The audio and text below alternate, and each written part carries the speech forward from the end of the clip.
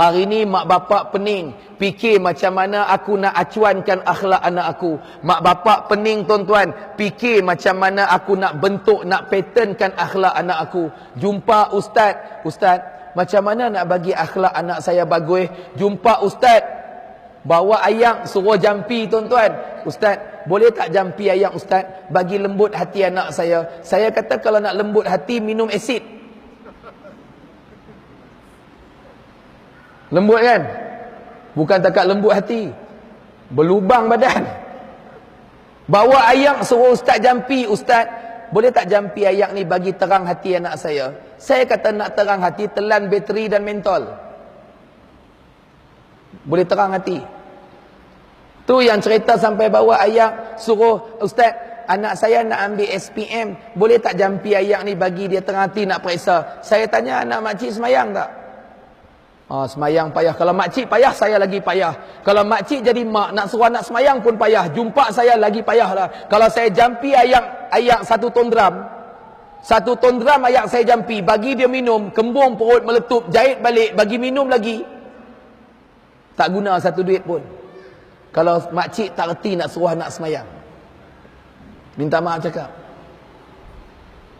Tuan-tuan, ibu-ibu yang termasuk, kita nak pening buat apa? Kita pening hari ni sebab kita tidak percaya dengan mukjizat Al-Quran. Percayalah, bila anak-anak masuk Mahat Tahfiz, dia hafal Al-Quran, ayat Al-Quran mengalir dalam urat darah dia, mukjizat Al-Quran itu akan pattern, akan bentukkan akhlak anak kita. Percayalah. Pecah kepala fikir macam mana nak bagi baik akhlak anak-anak, akhlak cucu kita.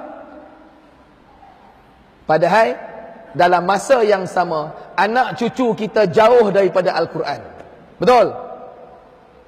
Tosah pening kepala bagi menghafal Quran. Kalian tengok macam mana peranan mukjizat Al-Quran, dia patternkan akhlak anak kita. Kita susah nak hantar anak ke tahfiz. Tahfiz ni ada SPM. Tak ada tuan-tuan. Hang jangan nak mengarut.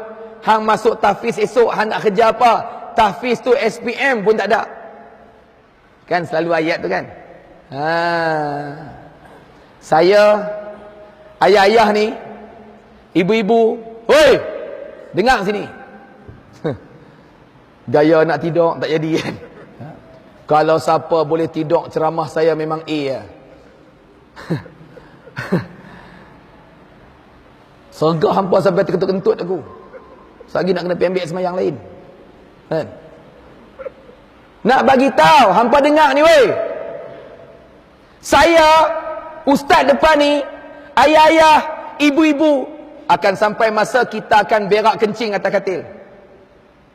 Tok Imam akan berak kencing atas katil. Pengurusi majlis jangan gelak kau Tok Imam. Samalah. Aku pun sama. Faham tak? Pakcik, kita akan berak kencing atas katil.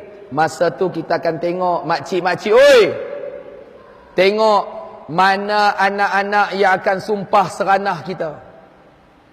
Mana anak yang sanggup tangan dia berlemuh dengan taik basuh punggung kita. Kita akan tengok masa tu. Saya bukan cakap saja depan mata kami. Anak-anak maki dia, pengotok punya orang tua busuk, dia kena stroke, mati sebelah badan atas katil. Berak kencing, menangis tuan-tuan atas katil. Mulut herot sebelah, anak-anak maki dia. Akhirnya jiran datang tolong angkat basuh berak dia. Jiran tu kesian. Allah tuan-tuan. Dia tu pun dulu, dia kata dekat anak-anak dia, kalau hampa masuk pondok, masuk tahfiz, esok hampa nak kerja apa? Hampa jangan mengarut. Pondok tak ada sijil, tak ada akademik. Akhirnya bila dah herot sebelah, berak kencing atas katil, anak-anak maki dia. Masa tu ayak mata merambu-rambu ni, mungkin baru dia perasan, rupa-rupanya kalau dulu aku kata dekat anak aku, hampa masuk tahfiz, esok nak kerja apa? Rupa-rupanya agama ni bukan untuk kerja. Agama ini untuk anak-anak aku, meringankan beban aku ketika aku berhadapan dengan sakaratul maut. Belenang ayak mata tuan-tuan. Anak terlentang tengok astro. Dia terlentang atas katil, tak boleh bergerak dengan berak kencing atas katil. Ayak mata merambu-rambu, anak-anak terlentang duk tengok Astro, tak peduli langsung. Kutlah masa duk huk-hap macam nak mati tu tuan-tuan. Kutlah kalau salah seorang anak-anak duduk tepi telinganya, diajarkan di telinganya la ilaha illallah. Menangis tuan-tuan, menangis. Kalian akan ingat perkataan saya malam ni.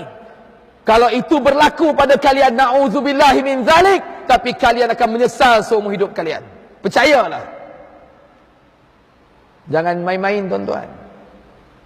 Saya selalu di mana-mana ceramah saya cerita peristiwa kami jumpa satu ibu yang buta dan lumpuh di Johor yang dibuang oleh 7 anaknya di bawah sebuah jambatan. Makcik tu kami jumpa depan mata kami. Tanya isteri saya. Isteri saya pun pergi. Menangis tuan-tuan, buta dan lumpuh, anak 7 orang buang bawah jambatan. Tanya makcik itu tak dapat bantuan Jabatan Kebajikan Masyarakat ke? Dia kata tak boleh dapat sebab IC lama dia tak tukar lagi. Dia pakai IC plastik yang cop jari 2 tu. Hak lama tu. Tak apalah, esok paginya kami bawa makcik tu, saya pergi bawa makcik tu ke Jabatan Pendaftaran Negara di Johor. Sampai dekat kaunter JPN, kerani tu dia ambil IC tu, dia masuk nombor IC makcik tu, dia keluar nama makcik tu, tulis telah meninggal dunia. Rupa-rupanya 7 anak yang buang dia bawah jambatan, mereka palsukan sijil mati dia. Depa ambil sijil mati mak dia, depa keluarkan semua duit EPF dia. Sian tuan-tuan. Hampa ingat, kita tak tahu nasib kita lagu mana. Jaga. Jaga tuan-tuan, jaga. Ingat Ustaz Muhammad sebut malam ni, kita semua termasuk saya akan berak kencing atas katil. Tuan-tuan jaga. Tuan-tuan main-main soal penekanan Al-Quran terhadap anak-anak. Tuan-tuan main-main. Tuan-tuan tak bersungguh-sungguh nak mewarisi amanah yang Nabi tinggalkan. Jaga. Jaga tuan-tuan.